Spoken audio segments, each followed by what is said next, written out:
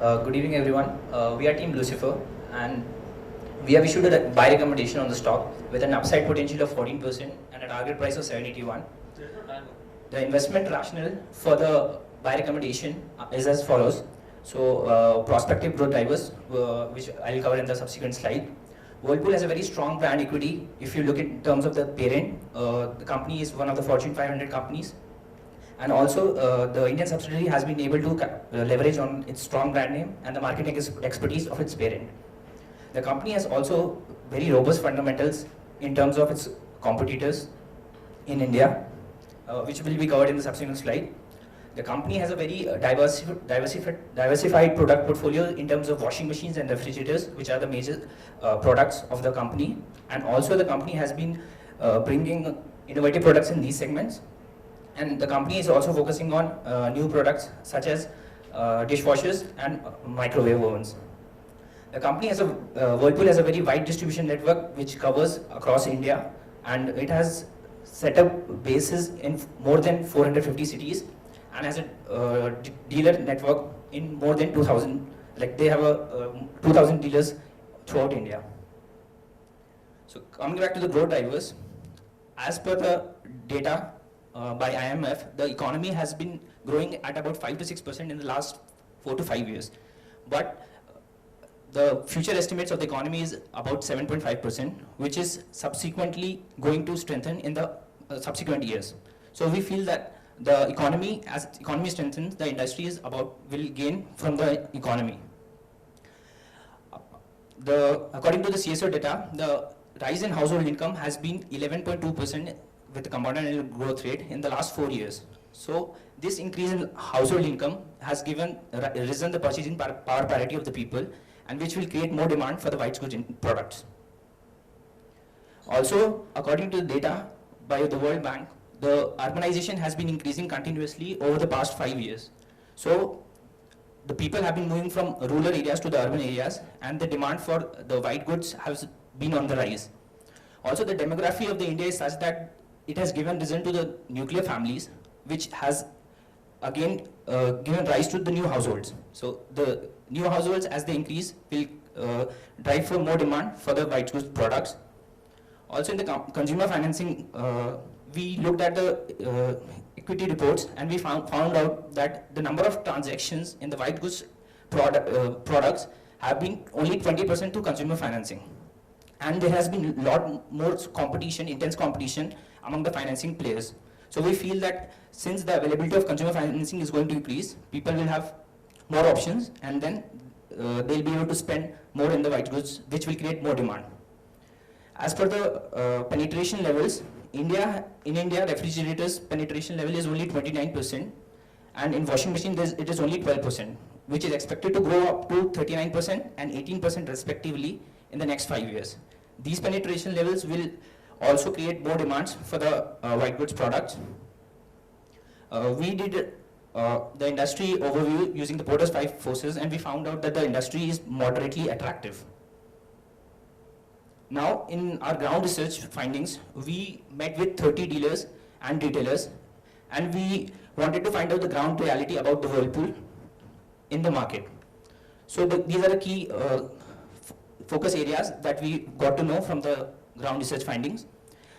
The customers have a very high brand loyalty towards Whirlpool, and the customers are now moving from the entry-level segment products to the premium products. So they're moving from the semi-automatic in washing machines to the automatic segments, and from the single door to the double door. So the replacement demand from these customers is going to give rise to premiumization for Whirlpool. In the past, when the economy has been sluggish, the company has focused on profitability. So when the commodity prices were lesser, company was not giving discounts to its customer, and the focus has been on profitability. And we expect from the management call, we expect the same to continue in the future. From the distributors, we got to know that the company has a very low lead time on delivery, and there has been very rarely cases of the stock out, as well as the supply and demand mismatch has not happened. The company has also given reasonable targets to its dealers, and the credit policy has been very good in terms of they have been giving cash discounts to its distributors and dealers, and thus it has led to healthy relationship with its distributors. So as you can see, the company has very strong fundamentals when compared to the industry, which is reflected in terms of numbers. So the company has high margins and returns when compared to the industry averages. Now the next part will be taken by my colleague. Good evening all. So basically we have followed two methodologies of valuation. One is the DCF valuation and another is the relative valuation. So for the DCF valuation, we are expecting a sales CAGR of around 18% over the next 5 years and a profit CAGR of around 27%. And these are our main assumptions regarding the cost of capital. And from the DCF valuation, we are expecting a price target of 673 rupees. Now let's look at the assumptions in detail about this DCF valuation. So the two broad assumptions that we have incorporated in our model is, one is regarding the revenue growth and another is regarding the gross margin. So we have estimated revenue growth separately for each of the products, and since refrigerator and washing machine are the main products, we are showing them here. So for sales growth, we have estimated price growth and volume growth separately.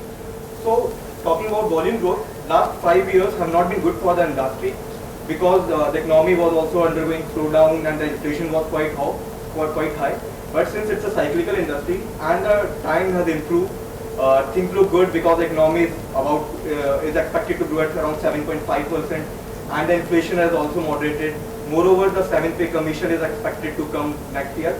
So we are expecting a super normal growth that is reflected, that we have assumed in our numbers. And for the price growth, we are expecting that the price growth will be driven by three main factors. First factor is the commodity prices. For the last 2 years, commodity prices have been quite low. But we checked the forecast on the Bloomberg over the next few years, and we found out that the commodity prices are expected to rise. Now, as the Whirlpool has been focusing on the profitability, we are expecting that the company will pass on the increase in the commodity prices to the consumers, that will drive the price growth. The second important factor in the price growth is the currency factor. Now currency, actually Whirlpool has been importing around 50% of its raw material from outside. And as per if we see the interest rate differential between India and US, from the interest rate parity theorem, we are expecting that there will be a depreciation of Indian rupee of around 4%. So we have taken 50% of that 4% as a rise in the price growth. Third important factor is the inflation. As the RBI has been targeting inflation of around 4%, we are expecting that this will be one of the factors for the price growth. So combining these three effects, we are expecting the price growth. Now, for example, if we look for the refrigerator, the price growth in the last 5 years had been around 8.5% on a CAGR basis. Now, and from our model, we are expecting around 9%. So I think our assumptions are reasonably in sync with what the past data also shows. Now, the assumption about the gross margin is, as already mentioned, the industry is undergoing premiumization. We are expecting a 0.5% margin increase in margin due to this effect. So these are the DCF value calculations. And one major assumption that I would like to talk here is, in the year 2020, we have assumed a capex of around 1700 crores. Now, the rationale behind this assumption is because the company has been earning profits and it has not been giving the dividends. And from the management call, we also got to know that they are in future also they don't have any plan of paying dividends, whether they have this kind of philosophy. So we are expecting that the cash is being built on the balance sheet year by year. So if the company wants to sustain this growth, it will have to utilize that cash. So we have assumed maybe in our acquisition or in a major expansion plan, it will invest huge cash in 2020. So from that we have arrived at a terminal growth of 9.5% in nominal terms and the price of 673. So from the relative valuation, we got a price of 890 rupees, and we have given equal weightage to both the methodologies and got a price of 781 rupees. Now to check the robustness of our model, we did Monte Carlo simulation and the sensitivity analysis. So in the Monte Carlo simulation, we varied the investment rate from 17% and 33% and found out that 75% of the time the stock has upside potential. And similarly from the sensitivity analysis also, we found out that even in the most conservative assumptions, the stock has upside potential. So these are some of the risks that company might face in future, and most of them we have already incorporated in our model. So thank you. So the valuation, the company is not paying dividends, right? So you mentioned mentioned that company is not likely to pay dividend for a foreseeably large period. I mean, in spite of having high cash, right? So don't you think that should be negative in terms of valuation? I mean, how do you attribute any valuation to the company? Because free cash flow doesn't seem to belong to the shareholders. Sorry. So the free cash flow that the company is generating, it's not paying out to the dividends. So what is the way the minority shareholder gets benefited? So But how I do you think- incorporate this into your valuation models? But I think that will be reflected in the price appreciation, because the investors expect either dividend or a price appreciation. So if they are investing the cash in the further future capital expansion and they are generating huge ROE on their investment also, then the price will appreciate and the investors will be happy. What has been the average capital expenditure for the past 3 years, 4 years? Around 2.7% of sales. That is how much? 100 crores. It has been about 63, 64 crores average for the last 3 years. Okay. What I'm saying is, for such a low capital expenditure and 530 crore of cash, so where do you think the company will use up that cash, or where will it need it? Yeah, as I explained in this slide, we have assumed that in the year 2020, as the cash is piled up to sustain this growth, it will do a significant capex, and we have assumed the figure to be around 1700 crores. Yeah, but capex is not required, because with just 60 crore of capex, okay, annual capex rate over the past several years, they have been able to build this kind of top line. Yeah, actually, What we believe is after that year, the capacity utilization will reach a number that they will not be able to sell more units after that point, so they need to either go for some acquisition or build a new plant. And sir, from the management call, we got to know that the capacity utilization at every plant is around 60 to 70%. So we expect that in the next 5 years, the capacity utilization will reach up to 100%. And for further growth, they will need to either do some capex expenditure or go for an acquisition. So let's say the dividend discount model, right? You know that what is dividend discount? Based on that, the price comes to zero. And it's not likely to pay dividend now, and not paying dividend for the last few years, and not likely to pay for probably next 5-6 years according to your own. So how have you chosen these two valuation methods, and why not that? I think dividend depends on the discretion of the management. So if in companies where dividend is not reflecting the actual numbers of the company, I think FCF is a better methodology. That's why we are. And the reason for choosing these two and giving an equal weightage is that we found that DCF valuation, since it's a cyclical industry, the economy is changing, and the FCFE valuation that we have come up might change. And the relative valuation, giving equal weightage to the relative valuation, means that the competitors that we have chosen, some of the competitors' data was not available, and the data that was available for the competitors, there was limited data. So we have chosen an equal weightage such that the changes in the DCF valuation and the relative valuation is compensated. And from sensitivity analysis also, because the assumptions are maybe quite sensitive, so we have also confirmed through varying our key assumptions and found that still it has a upper. So in your DCF assumption, suddenly you are expecting a 15% growth, price growth, I mean, increase in the price of the models in 2020 or 18. So why are you so bullish about 15% price increase? Yeah. So we have Both refrigerator as well as in washing machine. Yeah. So we are actually getting these numbers from the commodity prices. As per the forecast that we obtained from the Bloomberg, there is a sudden rise in the commodity prices in one particular year. So we have transferred these prices to the customer. Basic assumption is that they will, in any case, will protect their gross margin. So they will, on the whatever the price changes will be there, they will pass it on to the consumer. The pricing power so strong in this industry.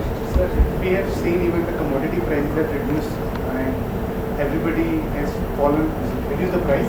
There was no such indication from the Whirlpool.